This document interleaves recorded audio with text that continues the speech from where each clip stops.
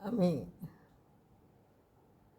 17 নম্বর সূরা বনী ইসরাঈলের 73 থেকে 80, 81, 82 পর্যন্ত আয়াত আপনাদের কাছে তুলে ধরতেছি।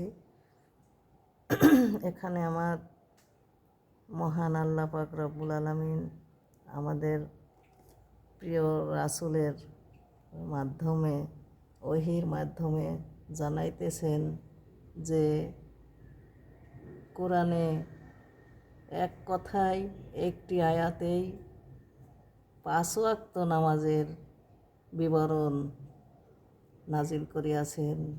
বোধশক্তি ব্যক্তিগণ ছাড়া এই কথাটি খুঁজে পাইছে কিনা আমি জানি না। সবাই তর্ক করে যে কোরআনে নামাজের ওয়াক্ত পায় না, হাদিসে পায়।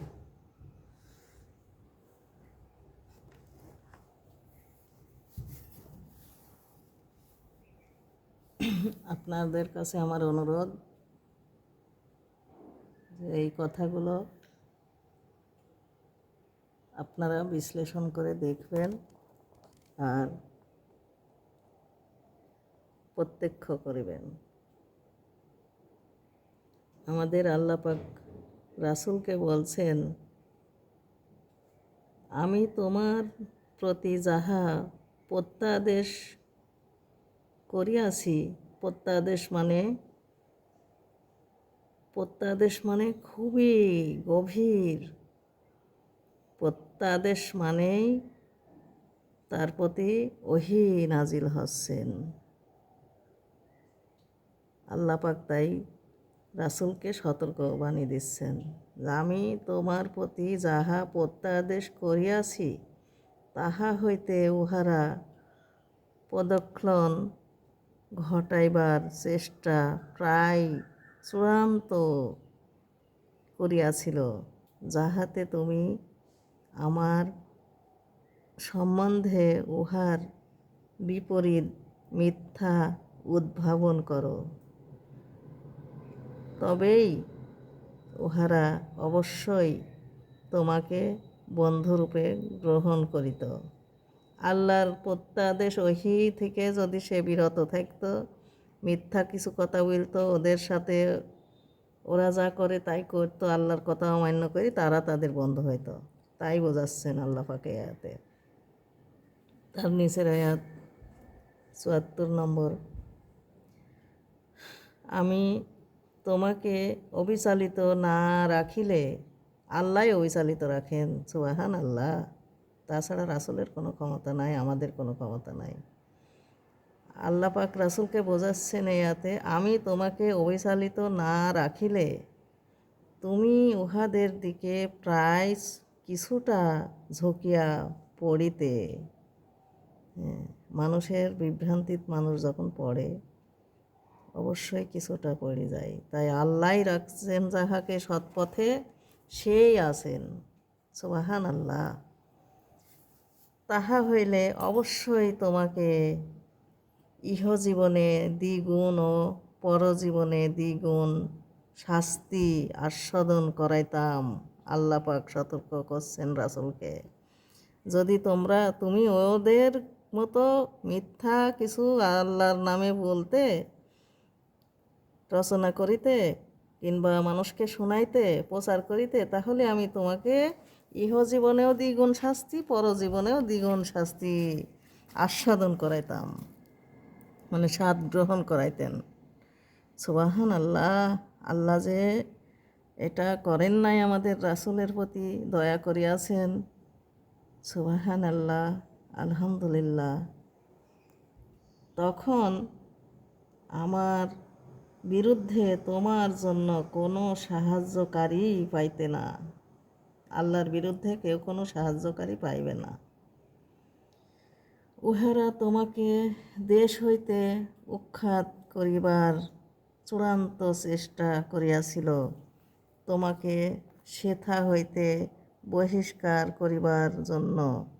তাহা হইলে তোমার পর উহারাও সেখানে অল্পকাল টিকিয়া থাকিত। আমার রাসূলগণের মধ্যে তোমার পূর্বে যাহাদেরকে পাঠাইয়াছিলাম তাহাদের ক্ষেত্রেও ছিল এইরূপ নিয়ম, এবং তুমি আমার নিয়মের কোনো পরিবর্তন পাইবে না। সকল রাসূলের প্রতি এই নিয়মই ছিল। আমাদের আল্লাহ পাক আমাদের রাসূল সাল্লাল্লাহু আলাইহি ওয়াসাল্লামকে বোঝাইতেছেন যে তোমার পূর্বের রাসূলের প্রতিও এই নিয়মই ছিল, আমার নিয়মে কোনো পরিবর্তন পাইবে না। এইবার আমাদের আল্লাহ পাক রাব্বুল আলামিন 17 নম্বর সূরা বনী ইসরাইলের, আপনারা এই কথাটি, এই আয়াতটি মনোযোগ সহকারে পড়িয়া দেখিবেন এবং প্রত্যক্ষ করিবেন। আমার অনুরোধ, আপনাদের কাছে বিনীত অনুরোধ। আল্লাহ পাক রাসূলকে বলছেন, সূর্য হেলিয়া পড়িবার পর হইতে রাত্রির ঘন অন্ধকার পর্যন্ত সালাত কায়েম করিবে এবং কায়েম করিবে ফজরের সালাত। নিশ্চয় ফজরের সালাত উপস্থিতির সময়, এবং রাত্রির কিছু অংশে তাহাজ্জুদ কায়েম করিবে, ইহা তোমার এক অতিরিক্ত কর্তব্য। আশা করা যায় তোমার প্রতিপালক তোমাকে প্রতিষ্ঠিত করিবেন প্রশংসিত স্থানে। সুবহানাল্লাহ। আমার আল্লাহ পাক এখানে ঘোষণাই করিয়া দিয়াছেন। তারপরে আমার আল্লাহ পাক এখানে রাসূলকে ওহীর মাধ্যমে দোয়া শিখাইয়ে দিলেন। বিসমিল্লাহির রহমানির রহিম। ওয়াকুল রব্বি আদখিলনি মুদখালা সিদকিন ওয়াখরিজনি মুখরাজা সিদকিন ওয়াজআলনি মিন লাদুনকা সুলতানান নাসির। আল্লাহ পাক রাসূলকে বলছেন, বলো, হে আমার প্রতিপালক, আমাকে প্রবেশ করায় কল্যাণের সহিত এবং আমাকে নিষ্ক্রান্ত করায় কল্যাণের সহিত, এবং তোমার নিকট হইতে আমাকে দান করিও সাহায্যকারী শক্তি। সুবহানাল্লাহ। এবং বলো, আল্লাহ রাসূলকে বলছেন, এবং বলো, সত্য আসিয়াছে এবং মিথ্যা বিলুপ্ত হইয়াছে, মিথ্যা তো বিলুপ্ত হইবারই। আমি অবতীর্ণ করি কুরআন, যাহা মুমিনদের জন্য আরোগ্য ও রহমত। সুবহানাল্লাহ। কিন্তু উহা জালিমদের ক্ষতিই বৃদ্ধি করে। কুরআনের কথা যে মান্য করে সেই মুমিন, কুরআন যে অমান্য করে সেই জালিম, তাদের ক্ষতি বৃদ্ধি করে আল্লাহ পাক। আর তারা নিজেদের ক্ষতি নিজেরাই বৃদ্ধি করে। আল্লাহ পাক কুরআনে সতর্কবাণী দিয়েছেন, যার ইচ্ছা সে মানুক, যার ইচ্ছা সে অমান্য করুক। সে নিজে মানিলে সে মুমিন, না মানিলে সে জালিম। আল্লাহ পাক উল্লেখিত করিয়াছেন। আল্লাহ পাকের কিছু করার নাই, রাসূলেরও কিছু করার নাই। যার যার মতে শেষে বুঝিয়া সরল পথে প্রদর্শন হইবার জন্য কোরআনের কথা মানিয়া চলিবার চেষ্টা করিতে হইবে। এটাই আমাদের প্রত্যাশা। আমরা যাহাতে জাহান্নামের অগ্নিশাস্তি হইতে রক্ষা পাইতে পারি, সেই আশায়। পাইব কিনা তা জানি না, আমার আল্লাহ কি ভালো জানেন। আমার আল্লাহ পাক 83 নম্বর আয়াতে কি বলছেন, এটা বলিয়া আমি শেষ করিতে চাই।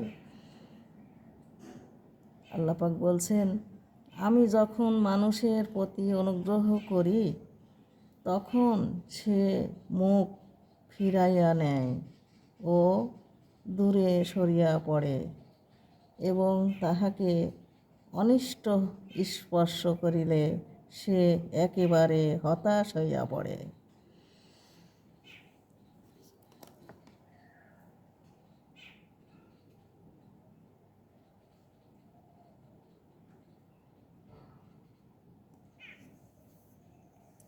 এখানে আমি আপনাদের কাছে আরেকটা কথা সুন্দরভাবে খুলিয়া বোঝাইতেছি। আপনারা আমার যদি ভুল হয় আমাকে ক্ষমা করবেন। আর এই দোয়াটি অবশ্যই তাহাজ্জুদ নামাজে প্রয়োজন। আমি আপনাদের কাছে উল্লেখিত করিয়া বোঝাইতেছি। এখানে লেখা নাই যে এটা তাহাজ্জুদের দোয়া। বিসমিল্লাহির রহমানির রহিম, এটা স্টোরি দেওয়া। ওয়াকুল রব্বি আদখিলনি মুদখালা সিদকিন ওয়াখরিজনি মুখরাজা সিদকিন ওয়াজআলনি মিন লাদুনকা সুলতানান নাসির। হে আমার প্রতিপালক, তুমি আমাকে প্রবেশ করায় কল্যাণের সহিত।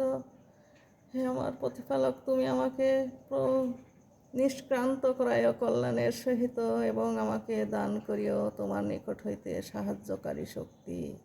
সুবহানাল্লাহ, আলহামদুলিল্লাহ, ওয়া সালামুন আলাল মুরসালিন ওয়া আলহামদুলিল্লাহি রাব্বিল আলামিন। শান্তি বর্ষিত হোক সকল রাসূলদের প্রতি, আর সকল প্রশংসা জগৎ সমূহের প্রতিপালক আল্লাহরই প্রাপ্য। আমার যদি ভুল ত্রুটি হয় আপনারা ক্ষমা করবেন। ওয়াকুর রব্বি জিদনি ইলমা, হে আমাদের প্রতিপালক, তুমি আমাদেরকে জ্ঞানে সমৃদ্ধ করুন।